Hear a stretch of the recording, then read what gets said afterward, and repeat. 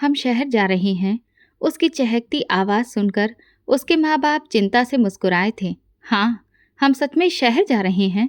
उसकी माँ ने उसकी मासूमियत पर उसके गाल चूमते हुए बताया तो वो मुस्कुराती हुई कपड़े बैग में डालने लगी। हम शहर जा तो रहे हैं उनके कहने पर, लेकिन अगर उन्हीं लोगों ने हमें वापस यहाँ भेज दिया तो हम क्या करेंगे? माधवी ने अपने पति से परेशानी से धीमी आवाज में पूछा ताकि सिया सुन न सके। वो कमरे में बैठी हुई बैग में कपड़े डाल रही थी। उसके चेहरे पर मासूम मुस्कुराहट थी। अपने आने वाले कल से बेफिक्र वो मजे से शहर जाने की खुशी में मुस्कुरा रही थी। नहीं, इतने साल तक उन्होंने हमें तंग नहीं किया तो अब भी हमें वहां बुलाकर तंग नहीं करेंगे। श्यामलाल ने गंभीरता से उनके कंधे पर हाथ रखकर भरोसा दिलाते हुए कहा। तो वो फिर भी चिंता से सिया को देखने लगी। वो गांव से रात के वक्त निकले थे ताकि किसी को पता न चल सके कि वो कहाँ जा रहे हैं। वो तीनों वहां से निकलकर शहर की तरफ आ गए। उन्हें वहां आकर काफ़ी दिक्कतों का सामना करना पड़ा था।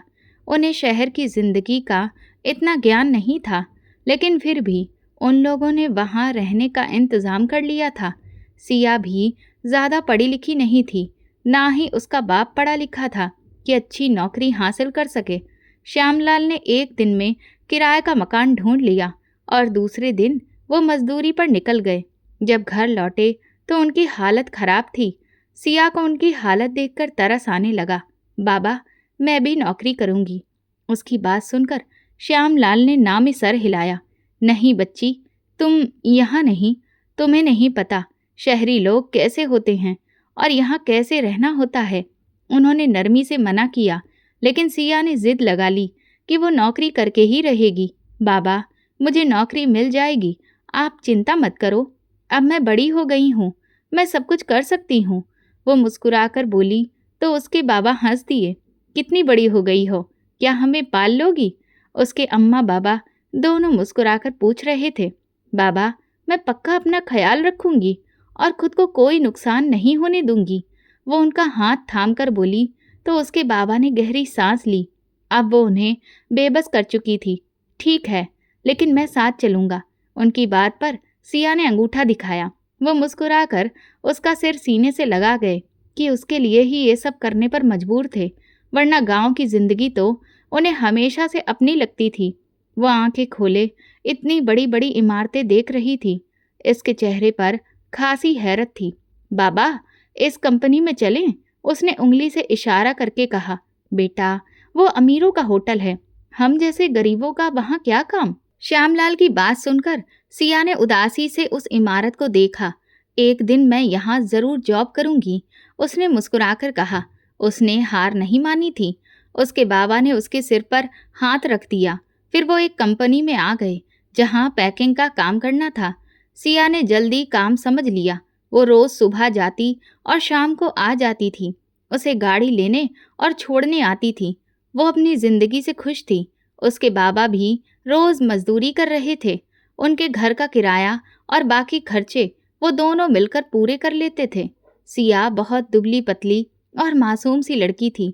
उसकी शख्सियत में अपनापन था। सिया, तुम्हें पता है मेरा क्या ख्वाब है? वो अपने काम में लगी थी जब उसकी वहां बनी दोस्त ने हसरत भरे लहजे में कहा। सिया ने काम से सर उठाकर उसे देखा। मैं वंडरलैंड होटल में जॉब करना चाहती हूँ। सिया ने हैरत से उसे देखा। कौन सा? वो जो हमारी कंपनी के रास्ते में नीले रंग से डब्ल्यू लिखा है, बड़ा सा, वहाँ? वो चहककर पूछने लगी। हाँ हाँ, वहीं। वहाँ पर तालीम की कोई ज़रूरत नहीं, वहाँ आपका हुनर चलता है, वो चुटकी बजाकर बोली। सिया पूरी तरह उसकी तरफ ध्यान दे रही थी। उस होटल को देखकर ही तो सिया ने कहा था कि एक दिन वो वहाँ जॉब करेगी। मैं भी वहाँ जॉब करना चाहती हूँ सोनिया। उसने सोनिया का हाथ थामे और लेकर बैठ गई। तुम मुझे पढ़ना लिखना सिखाओ ना, मैं वहाँ जॉब करना चाहती हूँ। वहाँ की लड़कियाँ कितनी प्यारी लगती हैं। वो आंखों में ख्वाब सजाए बोली तो सोनिया ने उसके हाथ पर हाथ रख दिया। क्यों नहीं सिया, हम लंच टाइम में यहाँ स्कूल खोल लेते हैं, सोनिया ने चुटकी बजाकर कहा। उसे हर बात में चुटकी बजाने की आदत थी। सोनिया की बात सुनकर सिया हंस पड़ी और फिर सच में सोनिया ने सिया को पढ़ाना शुरू कर दिया उसने अपने बाबा से कोर्स भी मंगवा लिया था, ज़रूरी इंग्लिश भी सीख ली और हिंदी भी अच्छा खासा पढ़ना लिखना सीख रही थी। उसके माँ बाप हैरत करते थे कि ये वही सिया है जो आज से 3 माह पहले घर की 4 दीवारी में रहती थी। उसकी वजह से उसकी राह आसान हो रही थी और सिया की दिलचस्पी पढ़ाई और होटल में जॉब करने के लिए बढ़ती जा रही थी। एक दिन जब वो घर लौटी तो उस पर आफत टूट पड़ी। उसके बाबा की पीठ पर सीमेंट की बोरी बहुत ऊंचाई से गिरी थी कि वो उठने के काबिल ना रहे। दोनों माँ बाप ने अस्पताल के चक्कर काटे कि किसी तरह उनकी हड्डी ठीक कर दें, लेकिन जितने पैसे ऑपरेशन के लिए चाहिए थे वो कहाँ से लाती। उसकी माँ ने सिया के सामने किसी को कॉल भी मिलाई थी, लेकिन कॉल रिसीव ना हुई। वो दोनों 4 दिन अस्पताल में रहकर घर लौट आई थीं। माधवी अपने पति का ख्याल रख रही थी। सिया की सैलरी इतनी नहीं थी कि वो किराया, बिजली, पानी, गैस के अलावा बाकी खर्च उठा पाती। 1 महीने में ही उन्हें वार्निंग मिल चुकी थी, अगर 2 माह का किराया ना मिला तो वो लोग घर खाली कर देंगे। सिया परेशान हो गई। उसने ओवर टाइम भी लगाया, लेकिन मसला हल ना हो सका। वो एक दिन उस होटल के पास से गुजर रही थी। उसने सोचा वहाँ इंटरव्यू देकर देखती है। रिसेप्शन से जानकारी ली और इंटरव्यू के लिए मैनेजर के पास चली गई। उसने सिर से पैर तक सिया को देखा, फिर मुस्कुराकर उसका इंटरव्यू लेने लगा। कुछ शब्द सिया को इंग्लिश के आते थे। उसने आत्मविश्वास से जवाब दिया, आपकी पढ़ाई लिखाई वेट्रेस के लिए कम है, लेकिन हमें हुनर चाहिए और मुझे लगता है आपसे यहाँ के ग्राहकों को कोई परेशानी नहीं होगी। वो मुस्कुराकर बोला। उसका सूट बूट सब बहुत महंगा था और वो होटल तो इतना शानदार था कि उसकी फर्श की टाइलों में बंदा अपना चेहरा देख ले। वो बार बार फिसलने से बच रही थी। इससे पहले वो कभी टाइल्स पर नहीं चली थी। वो मुस्कुराकर उस होटल से कार्ड लेकर निकली। अब वो वहाँ की वेट्रेस थी। वो अपनी जॉब पर अपनी सैलरी लेने आई थी और उसने सोनिया को बताया था कि वो जॉब हासिल कर चुकी है। सोनिया एकदम चीख पड़ी, क्या सच में?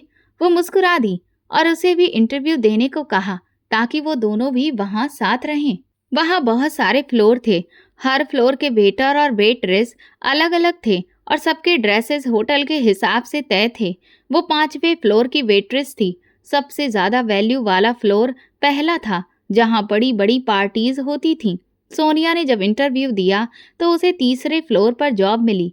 सिया को थोड़ा बुरा लगा, क्योंकि अगर सोनिया उसके साथ उसी फ्लोर पर होती तो अच्छा लगता, लेकिन थोड़े ही वक्त में सिया ने अपनी काबिलियत का ऐसा कमाल दिखाया कि उसे भी 3रे फ्लोर पर शिफ्ट कर दिया गया। अब दोनों साथ में काम करते हुए मस्ती भी करती थीं। सिया ने अपने पापा के ऑपरेशन के लिए पैसे जोड़ने शुरू कर दिए थे और घर का खर्चा भी अच्छे से चलने लगा था। यहाँ की एक सैलरी दूसरी कंपनी की 2 सैलरी के बराबर थी। जब उसके पापा को पता चला कि सिया होटल में जॉब कर रही है तो उन्हें हैरानी हुई। फिर उसने सब कुछ बता दिया। उन्हें यकीन था कि सिया उनके ऑपरेशन के लिए पैसे ज़रूर जोड़ लेगी। हेलो सिया, कैसी हो? वहाँ हर कोई सिया की मीठी जुबान और खुश मिजाजी की तारीफ करता था। मैं ठीक हूँ, आप कैसी हैं? उसने मुस्कुराते हुए टेबल सजाते हुए कहा। मैं भी ठीक हूँ। सुना है तुम्हारे पापा बीमार हैं? उसने अफसोस के साथ पूछा। सिया ने लंबी सांस लेकर सिर झुका दिया। बुरा लगा सुनकर।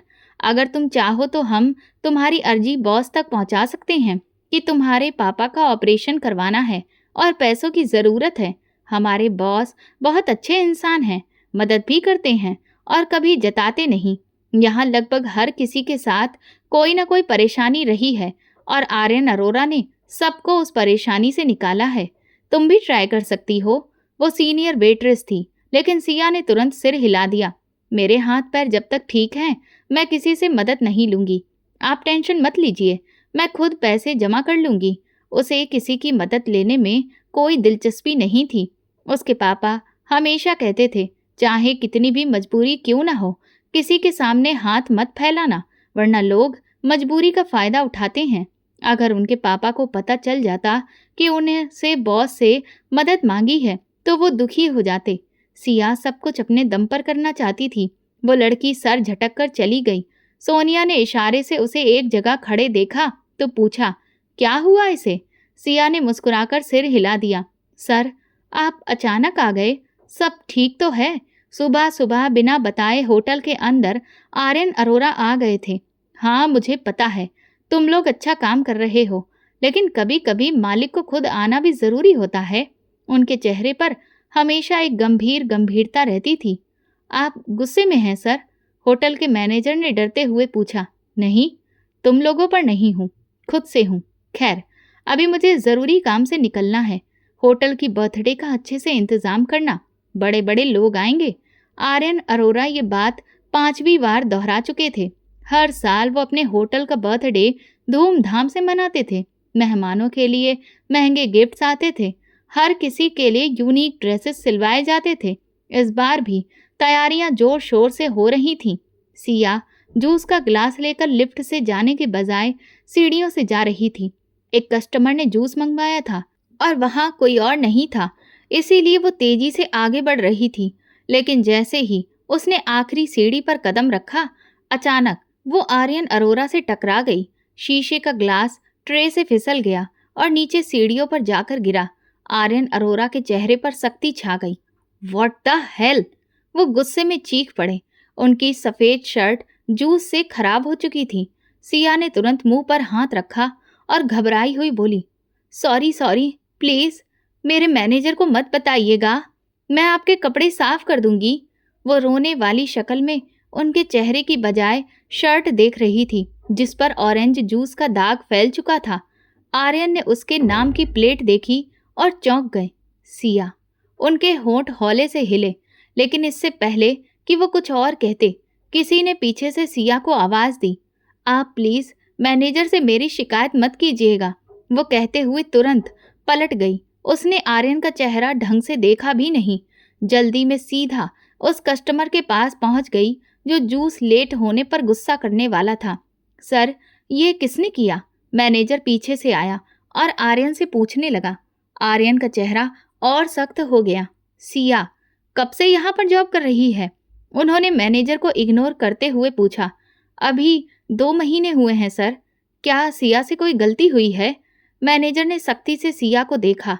मैं इसे खुद हैंडल कर लूंगा, तुम्हें कुछ बोलने की इजाजत नहीं है, आर्यन ने ठंडे लहजे में कहा।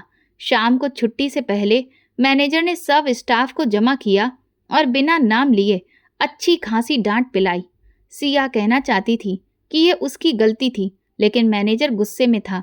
जब वो जाने लगा तो सिया पीछे भागी। सर, गलती मेरी थी, लेकिन मैनेजर ने हाथ उठाकर रोक दिया। आगे से ध्यान रखना। सिया मुंह बनाकर मुड़ी तो देखा सोनिया मुस्कुरा रही थी। क्या हुआ तुम्हें? सिया ने पूछा। लगता है तुम्हारा मैनेजर के साथ चक्कर है, सोनिया शरारत से बोली। चक्कर? अगर चलाना होगा तो मैं होटल के बॉस के साथ चलाऊंगी। मैं उनकी बहुत बड़ी फैन हूँ। यहाँ के सारे रूल्स कितने अच्छे हैं, बस ये मैनेजर बिना वजह सख्ती करता है। वो बहुत अच्छे इंसान हैं, बस थोड़े सख्त हैं, दिमाग पर ठंडे पानी जैसे लगते हैं। मतलब? सिया ने हैरानी से पूछा। मतलब जैसे ठंडा पानी दिमाग को सीधा झटका देता है ना, वैसे ही हमारे बॉस हैं। वो दिल में सिर्फ अपनी बीवी के लिए जगह रखते हैं। क्या मतलब? वो शादीशुदा हैं? सिया ने आंखें फैलाकर पूछा। पता नहीं, उनके बारे में कई बातें घूम रही हैं। कोई कहता है उनकी बीवी मर गई, कोई कहता है शादी के बाद बिछड़ गए, और कोई कहता है आर्यन सर की शक्ल देखकर किसी और के साथ भाग गई। लोगों की बातों पर क्यों यकीन करती हो? किसी दिन खुद उनसे पूछ लेंगे। सिया ने सोनिया की चुटकी ली तो दोनों हंस पड़ी। इतना अच्छा सवाल करेंगे तो सर हमें सीधा फर्स्ट फ्लोर की ड्यूटी देंगे। सोनिया गाड़ी में बैठते हुए बोली। होटल की गाड़ी बहुत आरामदायक थी, उसमें एसी था और सफर भी बहुत मजेदार। वो घर पहुंची तो उसके बाबा ने उसे अपने पास बुलाया। बेटा, तुम्हें कोई मिला तो नहीं जिसने कहा हो कि वो तुम्हें जानता है? श्यामलाल ने डरते डरते पूछा। सिया ने ना में सर हिला दिया। मुझे यहाँ कोई कैसे जानता होगा बाबा? यहाँ मैं आई ही पहली बार हूँ, ना कोई मेरी शक्ल जानता है ना नाम। वो मुस्कुराकर बोली तो उसके बाप ने सुकून की सांस ली। आप कब तक सिया से छुपाओगे? माधवी की बात सुनकर उन्होंने चुप रहने का इशारा किया, क्योंकि सिया वहीं थी। बाबा, हमारे होटल की बर्थडे है, वो हंसते हुए बोली। उसके माँ बाप के लिए ये हैरानी की बात थी। वो सीधे साधे लोग इन चकाचौंध वाली बातों से कहाँ वाकिफ थे।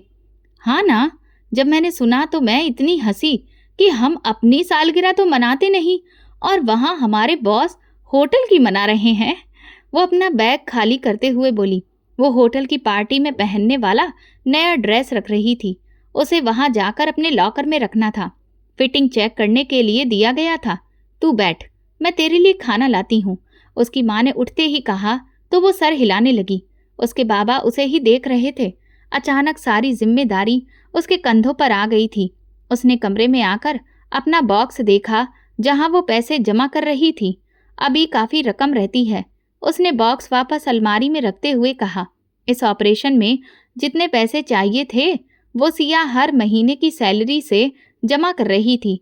पहले कोई टिप देता तो वो नहीं लेती थी, फिर मैनेजर के कहने पर लेने लगी। वो पैसे भी इसी बॉक्स में डाल देती थी। उसका अपना खर्चा कोई खास नहीं था। ड्यूटी का यूनिफॉर्म था और गाड़ी भी होटल की थी। एक वक्त का खाना वो होटल में खा लेती थी। वो ये सब कुछ अपनी फैमिली के लिए कर रही थी। उसे वहां रहते 4 महीने हो गए थे। इस दौरान उसकी गैर मौजूदगी में कई रिश्ते उसके लिए आए थे जिन्हें उसके बाप ने ठुकरा दिया था। पेपर साइन करो, आर्यन अरोरा के बाप गरजे। उसने सुर्ख नजरों से उन्हें देखा। आप ये सब करके मेरे दिल से उसकी मोहब्बत नहीं निकाल सकते डैड। उसने सख्ती से जताना चाहा, लेकिन वो विफरे और शेर की तरह दहाड़ गए। क्या समझते हो खुद को? हमसे अलग होकर होटल बना लिया, हमारी एक ख्वाहिश पूरी नहीं कर सकते। यहाँ साइन करो आर्यन और हमारी जान छुड़ाओ उस मनहूस से। उन्होंने गुस्से में चीखते हुए कहा। आपने अगर एक बार भी उसे कुछ कहा तो अच्छा नहीं होगा बाबा। मैं अपने होटल का अकेला मालिक हूँ। ये मत सोचिएगा कि मैं घर छोड़ते वक्त सोचूंगा। उसकी धमकी ऐसी थी कि मालती फौरन सोफा छोड़कर उठ खड़ी हुई। आर्यन, उन्होंने गमगीन लहजे में पुकारा। मॉम, आप डैड को समझाइए कि मैं इनकी ये बात मान ही नहीं सकता। मैं अपने इरादों में बहुत सख्त हूँ, आप लोग जानते हैं, इसलिए ये फिजूल कोशिशें छोड़ दीजिए। उसने कहते ही अपना कोट उठाया और लंबे लंबे कदम भरकर बाहर निकल गया। उसका रुख अपने अपार्टमेंट की तरफ था। आप क्यों पीछे पड़े हैं उसके? जब वो अपनी तलाश से थक जाएगा खुद साइन कर देगा। अभी उसे खार खाने दें और गुस्सा मत दिलाइए। वह आपके बिजनेस से बिल्कुल आज़ाद है, अपनी दौलत का मालिक है। आप उसे कंट्रोल नहीं कर सकते जैसे रतन और विक्रम को करते हैं। मालती बोली। आर्यन उस धमकी से आज़ाद था। उसने किसी जमाने में छोटा सा होटल शुरू किया था जो आज देश के टॉप लग्जरी होटलों में शामिल था और उसका नाम देश के मशहूर और काबिल लोगों में गिना जाता था। वो बिजनेस की दुनिया में एक उभरता हुआ सितारा था। बलदेव ने थक कर अपने आप को सोफे पर डाल दिया। वो कितनी मुश्किल से सब संभाल रहे थे। और अब क्या हुआ सिया? आज बहुत खामोश हो? सोनिया ने उसकी खामोशी नोटिस करके पूछा। बाबा के ऑपरेशन के लिए पैसे चाहिए यार, मेरे पास जमा होने में अभी टाइम लगेगा, उसने उदासी से कुर्सी पर बैठते हुए कहा। बॉस से? सिया ने तुरंत हाथ खड़ा कर दिया। नो, उसने सख्ती से कहा। सोनिया ने आगे कुछ ना कहा और चली गई। उनके रोजमर्रा के कामों के साथ तैयारियां भी करनी थी। होटल को दुल्हन की तरह सजाया जा रहा था। सिया की ड्यूटी भी रात 10 बजे तक थी। पूरा हफ्ता बहुत टफ रूटीन रही थी और आखिरकार वो दिन आ ही गया जिसका सिया समेत पूरे होटल के स्टाफ और होटल के फैंस को इंतजार था।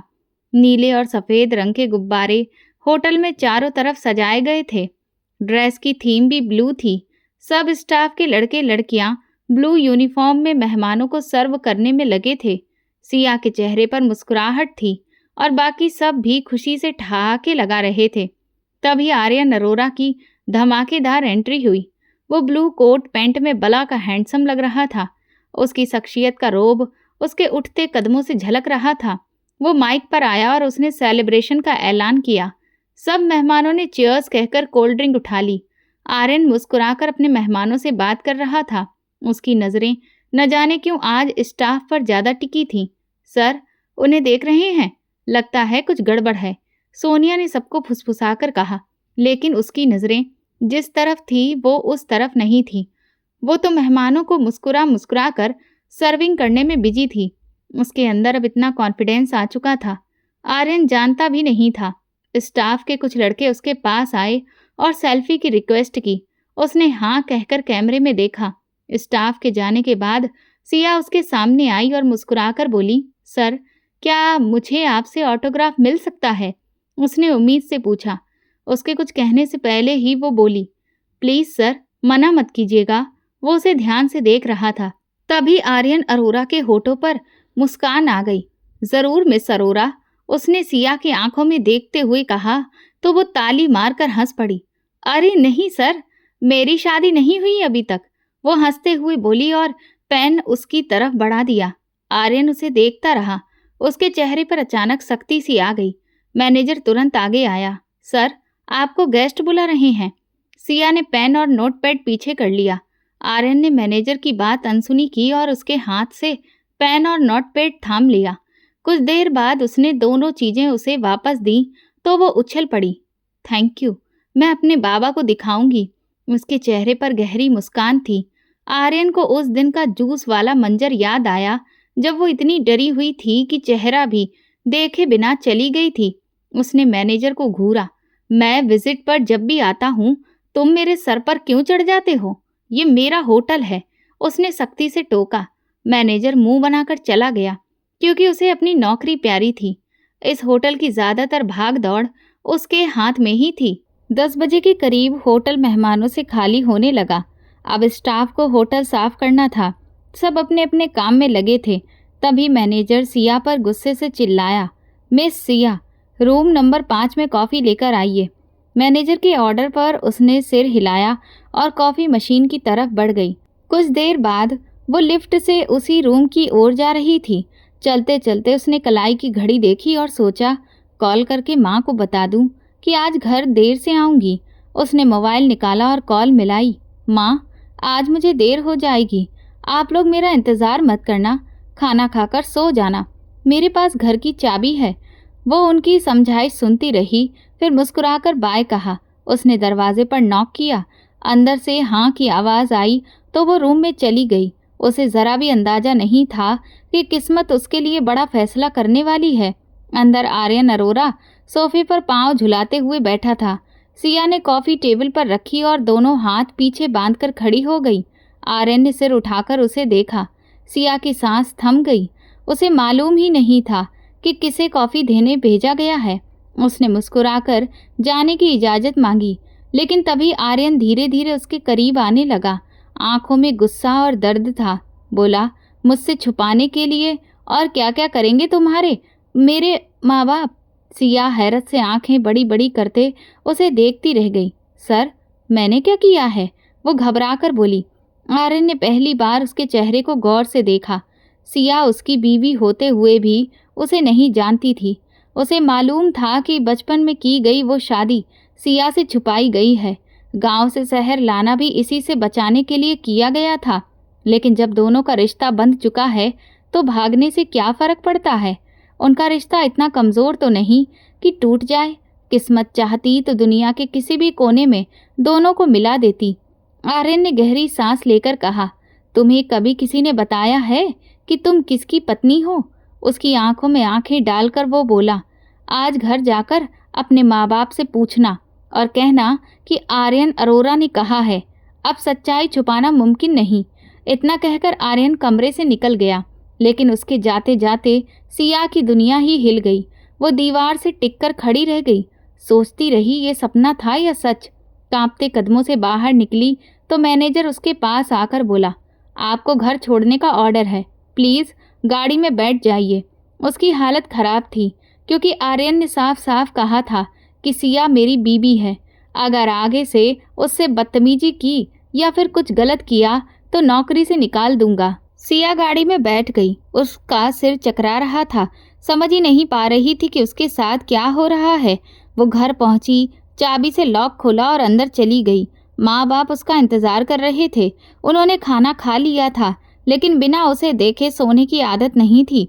सिया के चेहरे पर मुस्कान की जगह डर और गहरी संजीदगी थी। वो सीधा उनके सामने आकर बैठ गई। उसने कपड़े भी नहीं बदले थे, होटल वाली यूनिफॉर्म में ही आ गई थी। आज का झटका इतना बड़ा ही था। मेरी शादी कब हुई थी? उसने ठंडी आंखों से दोनों को देखा। श्यामलाल और माधवी का दिल कांप गया। उन्हें यकीन हो गया कि आर्यन उससे मिल चुका है। श्यामलाल ने हिचकिचाते हुए पूछा, क्या तुम्हें आर्यन मिला था? सिया ने सिर हिलाकर हाँ कर दी। श्यामलाल घबराकर बोला, माधवी, चलने की तैयारी करो। सिया की आंखों में आंसू थे। उसने कांपती आवाज में कहा, आपने इतनी बड़ी बात मुझसे क्यों छुपाई? मैं किसी की बीवी हूँ और आप लोग क्यों भाग रहे हैं? क्यों? वो चीख पड़ी। माधवी ने उसे गले से लगा लिया। श्यामलाल सिर झुकाए बैठे थे। माधवी बोली, अब इसे सब सच बता दो। सिया उनकी ओर देखने लगी तो श्यामलाल ने बताना शुरू किया। गांव के दिनों की याद में डूबते हुए बोले, हमारे गांव से अच्छी कोई जगह होगी श्यामलाल? बलदेव ने गन्ना चबाते हुए कहा था। श्यामलाल हंस पड़े थे। तुम तो शहर भी जाते हो, तुम्हें मालूम होगा। तभी बलदेव अचानक बोला, सिया अब 6 साल की हो गई है, शादी कर दो इसकी आर्यन से। श्यामलाल चौंक गए, बोले, अभी तो दोनों छोटे हैं। लेकिन बलदेव ने बात काट दी, छोटे कहाँ हैं? आर्यन 12 साल का है और सिया 6 साल की। सिया भूल भी जाए तो आर्यन याद रखेगा। दोनों वैसे भी एक दूसरे के बिना रह नहीं सकते, और अगर मैं शहर चला गया तो कम से कम तुमसे रिश्ता जुड़ा रहेगा। मुझे डर नहीं होगा कि तुमसे मिलने का बहाना कैसे ढूंढूं, क्योंकि वो रिश्ता अपने आप हमें मिलाता रहेगा। बलदेव की बातें सुनकर श्यामलाल ने हंस दिया था, लेकिन उन्हें क्या मालूम था कि इसी बलदेव को पैसों की चमक ऐसी दिखेगी कि वो दोस्ती और रिश्तेदारी सब भूल जाएगा। अगली रात पंडित जी को बुलाया गया। गांव वाले खुशी खुशी शादी में पहुंचे। आर्यन अरोरा सारी रस्में समझने के काबिल था और खुद से हर एक रस्म निभा सकता था, लेकिन सिया अभी ना समझ थी। लेकिन सिया के पापा ने सिया को एक एक रस्म समझा कर करवाई। जब 2 छोटे बच्चों की शादी होती है तो उनके माँ बाप ही इस शादी की हर एक रस्म को पूरे विधि विधान के साथ पूरा करवाते हैं। उस वक्त सिया के गार्जियन उसके पिता थे और उन्होंने खुशी खुशी ये शादी स्वीकार कर ली। आर्यन अरोरा हमेशा चाहता था कि सिया उसके पास रहे। उसने समझदारी से शादी को माना था, लेकिन नहीं जानता था कि ये विवाह उसे कितनी तकलीफ देगा। शादी के बाद आर्यन अरोरा का दिल पूरी तरह सिया के लिए बदल गया। सिया वही मुस्कान मासूम लिए रहती। 2 पोनी बांधकर आर्यन अरोरा को चिढ़ाती। जब वो शहर पढ़ाई के लिए जाता तो छुट्टियों में सिया उसके बैग छुपा देती ताकि वो शहर ना जाए, और वो मुस्कुराकर कहता, अब तुम मेरी हो। वैसे भी अब वो उसे छोड़कर कहीं नहीं जा सकता था। जहाँ बलदेव काम करते थे वहाँ का मालिक अब अपने बिजनेस के अकेले मालिक थे, क्योंकि उनका कोई वारिस नहीं था। उन्होंने बलदेव को जल्दी जॉब पर बुला लिया। लौटने पर पता चला कि वे आखिरी सांस ले रहे थे। उन्होंने उसी वक्त वकील को बुलाकर अपना कारोबार बलदेव के नाम कर दिया और प्रॉपर्टी का कुछ हिस्सा चैरिटी में दिया, और कुछ ही दिनों में वे इस दुनिया से चले गए। इसके बाद बलदेव ने अपनी पूरी फैमिली शहर बुला ली। गांव से सीधे लग्जरी लाइफ में आने के बाद बलदेव और उनकी बीवी हैरान रह गए। अब उनके पास हर तरह की सुविधाएं थीं और वे गांव लौटने का नाम ही नहीं लेते। अक्सर आर्यन की जिद रहती कि वे आएं, लेकिन किसी न किसी काम में उलझा देते और फिर पढ़ाई के लिए बाहर भेज देते ताकि वो इस शादी को और सिया को भूल जाए। वे अब इस शादी को लेकर पछताते थे, क्योंकि कम से कम अब उनके बेटे के लिए बड़े घर से रिश्ता मिल सकता था। बलदेव ने होशियारी से कारोबार बढ़ाया और भी ज़्यादा अमीर बन गए। श्यामलाल खुश थे और उनका इंतज़ार भी कर रहे थे। जैसे जैसे सिया बड़ी हुई उसने आर्यन को भूलना शुरू कर दिया। एक दिन श्यामलाल शहर गए और सीधे बलदेव के ऑफिस पहुंचे। मैं बलदेव का दोस्त श्यामलाल हूँ, मुझे उनसे मिलना है, उन्होंने बेचैनी में गार्ड से कहा। गार्ड ने मजाकिया लहजे में उनकी हैसियत पर तंज किया। उसी वक्त बलदेव पैंट कोट पहनकर बाहर आए। उन्हें देखकर श्यामलाल रुके, चेहरे पर तंज और हिकारत लिए। वे गाड़ी की तरफ बढ़े। बलदेव, मैं तुम्हारा बचपन का दोस्त हूँ, वे भागते हुए बोले, लेकिन बलदेव ने ड्राइवर से गाड़ी की स्पीड बढ़वा दी। श्यामलाल पीछे रह गए। फिर उन्होंने अपने घर श्यामलाल को बुलवाया। देखो श्यामलाल, इस घर को और मुझे, और बताओ यहाँ सिया की क्या हैसियत है? बलदेव ने श्यामलाल को बेइज्जत करते हुए पूछा तो श्यामलाल बोले, लेकिन ये शादी तो तुम्हारी मर्जी से ही हुई थी ना। उनके कपकपाते हुए होंठ बता रहे थे कि उन्होंने अपने दोस्त की वजह से अपनी बेटी का भविष्य खतरे में डाल दिया था। हाँ, उस वक्त मैं जज्बाती हो गया था। मेरे दोनों बेटों की मंगनी बहुत ऊंचे खानदान में हुई है। अब बताओ, सिया यहाँ आई तो लोग क्या कहेंगे? आर्यन अरोरा मेरा लायक बच्चा है। अगर मेरी बात न मानी तो याद रखना, सिया के तलाक की खबर सब जगह जाएगी और फिर तुम्हें कोई सिया के लिए रिश्ता नहीं देगा। मेरे कहने के मुताबिक चलो। जल्दी आर्यन अरोरा से तलाक के पेपर्स मैं भेज दूंगा। उनकी बात सुनकर श्यामलाल के कदम लड़खड़ा गया। वो उस रात गांव लौटकर खूब रोए। आर्यन ग्रेजुएशन के बाद वापस आया। उसने सिया से मिलने की जिद की, लेकिन उसके पिता ने उसे रोक दिया। वो आगे बढ़ने ही वाला था। उसका शौक होटल बनाने का था। उसने ज़मीन लेकर होटल का निर्माण शुरू कर दिया और पढ़ाई के साथ जॉब भी करता रहा। पिता के पैसे में उसे कोई दिलचस्पी नहीं थी। मास्टर्स के बाद होटल पूरा हुआ और उसने मेहनत करके छोटे होटल को चलाकर कुछ सालों में बड़ा सा होटल बना डाला। आर्यन अरोरा ने गांव जाकर सिया को लाने की जिद की। उसी वक्त उन्होंने श्यामलाल को कॉल की और कहा, सिया को छुपाकर शहर ले आओ। बलदेव ने श्यामलाल को कोई माली मदद नहीं दी ताकि वो लालच में ना आए। हालांकि ये सब बलदेव की अपनी योजना थी। आर्यन अरोरा चैन से नहीं बैठ रहा था और बलदेव उसके पीछे लगे थे कि वो तलाक के पेपर साइन करे।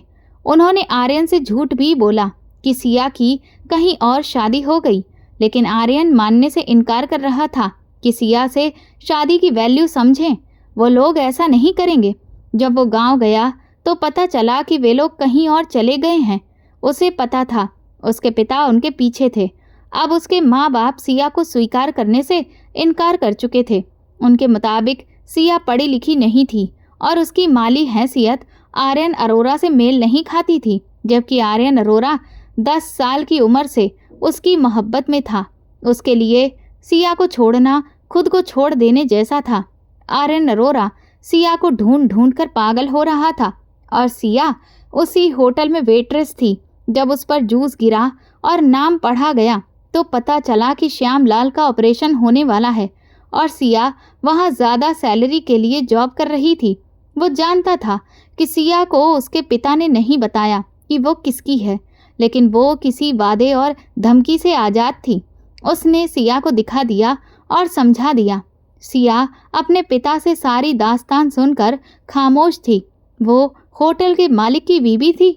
सिया को तो अपनी किस्मत पर हंसी आई कि ये कैसा भयानक मजाक था। पिता ने सिया को पास में बुलाया। सिया ने सिर हिलाया और फिर कमरे में बंद हो गई। मुझे आर्यन अरोरा से बात करके तलाक चाहिए ताकि मैं आज़ाद हो सकूं, उसने आंसू पोंछते हुए कहा। उसने कपड़े बदले और छत को घूरती रही। सिया सुबह तैयार होकर बिना अपने पिता से बात किए वो ऑफिस के लिए निकल गई। माधवी बोली, सिया ने आज नाश्ता भी नहीं किया। श्यामलाल की आंखें नम थीं। माधवी बोली, वो सदमे और गुस्से में खुद से जंग लड़ रही है। लड़ने दो, जब जंग खत्म होगी तभी नतीजा भी आएगा। अब हम भी बलदेव के कहने पर सिया को छुपाने से तंग आ गए हैं। श्यामलाल ने सर झुका लिया। गरीब होना भी एक सजा थी। अगर अमीर होते तो बलदेव से 2-2 हाथ कर लेते। सिया होटल आई। लॉकर की बजाय मैनेजर की तरफ कदम बढ़ाए। आर्यन अरोरा कहाँ है? उसके लहजे की सख्ती ने मैनेजर को सकपका दिया। क्यों? उसने समझा कि आज उसकी शिकायत आर्यन अरोरा से लगेगी। क्या मैं अपना पर्सनल काम भी आपको बताऊं? वो गुस्से से भरी हुई थी।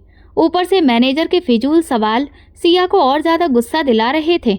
वो ऊपर अपने रूम में है, मैनेजर ने कहा, और फिर वो वापस अपने काम वाली जगह पर आ गया। सिया लंबे लंबे कदम उठाती मैनेजर के ऑफिस के बाहर आई। आज सिया को क्या हुआ है? इतने गुस्से में तो मैंने उसे कभी नहीं देखा। सोनिया हैरत से ऊपर फ्लोर की तरफ अपनी गर्दन उठाकर बोल रही थी। लगता है कि वो अपने पिता के लिए पैसे मांगने गई है। एक दूसरे कर्मी ने अफसोस दिखाते हुए कहा, कोई नई कहानी गढ़ी। वो आर्यन अरोड़ा की पत्नी लगती है। लगता है कि दोनों में लड़ाई हुई है। मैनेजर ने आकर स्टाफ के सर पर बम फोड़ दिया और सब एक साथ हैरान रह गए। ये आप क्या कह रहे हैं? सिया वेट्रेस होकर आर्यन अरोरा की पत्नी? सोनिया का तो सर बुरी तरह से चकरा गया। हाँ, मुझे कल सर ने बताया, वरना सिया ने तो कभी जुबान से एक शब्द भी नहीं कहा था। वो तो समझता था कि आर्यन ने उसे स्टाफ की जासूसी के लिए भेजा है। वो लोग सब काम छोड़कर हैरत से इसी मुद्दे पर बात कर रहे थे। सिया ने अंदर दाखिल होने से पहले गहरी गहरी सांस ली और फिर दरवाज़ा धकेल कर अंदर आई। आर्यन किसी से कॉल पर ज़रूरी बातें कर रहा था। सिया के आने पर वो खड़ा हुआ और कॉल बिना कुछ कहे ही बंद कर दी। शादी जैसी भी हुई हो, अब आप तलाक देकर इस मामले को ख़त्म कर दीजिए। सिया ने सीधी बात कह दी, क्योंकि उसे लाग लपेट में बात करने की आदत नहीं थी। मैंने तुम्हें इसलिए कल रात बताया था कि तुम सुबह आकर मुझसे तलाक के बारे में बातें करो। वो गुस्से से लाल रंग की आंखें लिए सिया की तरफ आगे बढ़ने लगा। इतने लंबे इंतजार के बाद सिया ने उसे जाकर सीधे तलाक मांगा था। आपके पिता मुझे बहू नहीं बनाना चाहते और मैं एक साधारण सी वेट्रेस हूँ। आपका और मेरा कोई भी मैच नहीं हो सकता, इसीलिए इस सारे तमाशे को यहीं पर ख़त्म कर दीजिए। अभी कोई ठीक से जानता भी नहीं है कि मैं आपकी पत्नी हूँ। सिया की बात अधूरी ही रह गई। आर्यन ने उसकी कलाई पकड़ी और फिर कमरे से बाहर ले आया। लिसन टू मी केयरफुली, उसने स्टाफ समेत वहाँ पर आए कस्टमर्स को मुखातिब करते हुए कहा। सिया एकदम चौंक कर उसकी शक्ल देखने लगी। She is my wife. हमारी बचपन में शादी हुई थी, इसलिए अब आप लोग हमें बधाइयाँ दे सकते हैं। आर्यन की बात सुनकर स्टाफ ने ताली बजाई, जबकि सिया को गुस्सा आ गया। जो बात कुछ लोग ही जानते थे, अब वो बात सबको पता चल गई थी और एक इंसान से 1000 लोगों तक फैल गई थी। ये आप क्या कर रहे हैं? मैं आपकी पत्नी नहीं बन सकती। वो वापस उसको पकड़कर अंदर रूम में लेकर आई। देखो, मैं शादी मजाक में नहीं की थी, पूरे दिल से की थी। मेरे बाप ने तुम तक पहुंचाने के सारे रास्ते बंद कर दिए थे। इसका मतलब ये नहीं है कि मैं तुम्हें भूल गया था। मैं तुम्हें हर रोज़ महसूस करके परेशान होता था। तुम्हें पता भी है कि मैं कितना तड़पा हूँ। तुम्हें शादी के बारे में पता नहीं था। मैं अपनी अब तक की ज़िंदगी में हर रोज़ इसी तड़प के साथ जल रहा हूँ कि मेरी पत्नी किस हालत में होगी। वो मेरी जिम्मेदारी है। मेरे बाप ने कहीं मेरी पत्नी को कोई परेशानी ना पहुँचा दी हो। मैं तुम्हें ढूंढ ढूंढ कर मर रहा हूँ और तुम कहती हो कि तलाक देकर ये किस्सा ख़त्म कर दूँ। वो आंखों में नमी लिए उसके कंधों को पकड़कर झंझोड़ रहा था। सिया की जुबान तालू से चिपक गई थी। वो आर्यन को गलत समझ बैठी थी। उसे तो ये लगता था कि वो भी अपने बाप की तरह ही है और शायद इन सारी प्यार मोहब्बत की बातों को छोड़कर वो भी पलट गया होगा। आर्यन ने तुरंत ड्रॉर से गन निकालकर सिया को पकड़ाई। ऐसा करो, तलाक देने की जगह विधवा हो जाओ, ताकि फिर मुझे भी कोई दुख ना हो। ये लो और यहीं पर यह किस्सा खत्म कर दो। ये कहते हुए आर्यन ने अपने माथे पर बंदूक की नोक जमा दी। सिया के हाथ कपकपा रहे थे। प्लीज, वो आंसू बहाते हुए उसके माथे पर से बंदूक हटाकर दूर फेंक चुकी थी। आर्यन ने तुरंत ही उसे अपनी बाहों में भर लिया। मैंने तुम्हें बहुत मिस किया है। तुम यहाँ की मालकिन हो, कोई वेट्रेस नहीं हो। उसने सिया के चेहरे को अपने हाथों में थामा और कुर्सी घसीट कर आराम से बिठाया और खुद भी उसके बराबर वाली कुर्सी पर बैठ गया। मैं इतने साल अपने बाप से लड़ता रहा हूँ, सिर्फ तुम्हारे लिए। अब मैं तुम्हें तलाक नहीं दूंगा। तुम्हें क्या लगता है मैं ये बेकार के स्टेटस, रुतबे, ऊंच नीच की वजह से तुम्हें छोड़ सकता हूँ? उसने जब इस तरह की बात की तो सिया ने उसकी तरफ ध्यान से देखा। तभी आर्यन एक फाइल निकालकर उसके सामने रखी। सिया ने ना समझी से उसे देखा। आर्यन ने कहा, पहले तुम इस पर साइन करो, फिर मैं आगे बताऊंगा। उसकी बात उसने सुनी और फिर फाइल को पढ़ने लगी। आहा, कोई भी चालाकी नहीं, मैंने कहा ना, सीधा साइन करो। उसने सिया को फाइल पढ़ते देखकर टोका। सिया ने गहरी सांस ली और फिर पेपर्स पर साइन कर दिए। अब कम से कम वो उसके प्यार पर इतना भरोसा तो कर ही सकती थी। ये होटल, सब कुछ अब तुम्हारे नाम। अब तुम मुझे भी यहाँ से निकाल सकती हो। आर्यन की बात सुनकर सिया एक झटके से खड़ी हो गई। ये आप क्या कह रहे हैं? मुझे कोई होटल नहीं चाहिए। वो पीछे जाने लगी। तभी आर्यन ने उसकी कलाई पकड़ ली। मैं नहीं चाहता कि आगे जिंदगी में मेरी पत्नी को किसी भी तरह की कोई भी परेशानी हो। और हाँ, अंकल को अस्पताल में एडमिट कर दिया गया है। मैं अभी कॉल करके आता हूँ, तब तक तुम रेडी हो जाओ। उनका बस अब कुछ ही देर में ऑपरेशन था। आर्यन ने अगली बात कही और तुरंत ही बाहर निकल गया। सिया के पैरों में तो ऐसा लग रहा था कि जैसे जान ही नहीं थी।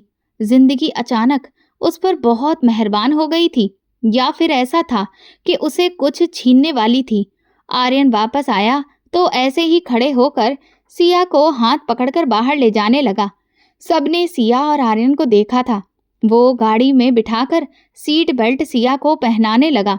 वो अभी भी गुमसुम सी बैठी हुई थी। गाड़ी जब एक बार चली तो सीधा अस्पताल के बाहर आकर ही रुकी। आर्यन उसे लेकर अस्पताल आया। अपने बाप को देखकर वो होश में आई। उसने देखा कि ये एक बहुत बड़ा अस्पताल था। वो तो कभी भी ऐसे अस्पताल में अपने पिता का ऑपरेशन भी नहीं करवा सकती थी। बाबा, ये कहते हुए वो उनसे लिपट कर रोने लगी। आई एम सॉरी बाबा, वो रोते हुए बोली। आपने मेरे लिए इतना कुछ किया और मैं सच्चाई जानकर आपसे नाराज हो गई। उसके पिता ने उससे चुप करवाया। माधवी ने उसे गले से लगा लिया। आर्यन ने भी माफी मांगी, जिस पर श्यामलाल को बुरा लगा। वो तो शुरू से ही हीरे जैसा बच्चा था। उनके ऑपरेशन थिएटर में जाते ही सबकी सांसें रुक सी गईं। सिया बेचैन थी। आर्यन उन दोनों का बहुत ख्याल रख रहा था। इधर बलदेव की कई सारी कॉल्स आ रही थी। उन्होंने मीटिंग में भी उसे बुलाया था, क्योंकि उनके बड़े बेटों ने कोई बहुत बड़ी गड़बड़ कर दी थी। लेकिन इधर उसका फोन साइलेंट था, जो बार बार पॉकेट में बज कर बंद हो जाता था। जहां श्यामलाल को जिंदगी मिल गई थी, वहीं बलदेव ने अपनी शान शौकत वाली जिंदगी खो दी थी, क्योंकि उनके बाकी दोनों बेटों ने उन्हें बैंक करप्ट कर दिया था। उनकी कंपनी दिवालिया निकल चुकी थी। वो अपने हाथों में सिर पकड़कर बैठे थे। उनकी अकड़ और गुरूर एक पल में मिट्टी में मिल चुके थे। साथ ही घर को भी सील कर दिया गया और सारी गाड़ियां भी कब्जे में ले ली गईं। अब बलदेव के पास एकमात्र सहारा आर्यन था। सभी लोग एक के बाद एक कॉल कर रहे थे। वो श्यामलाल के होश में आने का इंतजार कर रहा था। श्यामलाल होश में आए तो मुस्कुराकर आर्यन को धन्यवाद कहा और सिया को सीने से लगाया। कुछ दिन बाद उनकी अस्पताल से छुट्टी होनी थी। आर्यन ने उनसे दोबारा सिया से अपनी शादी करवाने की बात कही, ताकि सिया इस बार खुशी खुशी उसके साथ ये रिश्ता जोड़ सके। सिया हैरानी से इस पागल इंसान को देख रही थी।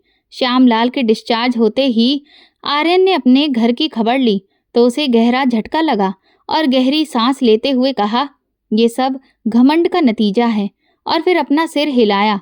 उसने तुरंत ही लोकेशन भेजी और सबको सिया के घर बुलाया। शादी का इंतजाम भी किया जा चुका था। उन सब के आते ही उनकी हैरानी और परेशानी में ही शादी हुई। फिर आर्यन ने सिया से विदाई की बात कही तो वो अचानक सिर हिलाने लगी, लेकिन आर्यन के आगे उसकी एक भी ना चली। पागल हो गए हो तुम आर्यन? बलदेव ने गुस्से में पूछा। पिताजी, मैंने अपनी होटल की मालकिन से शादी की है।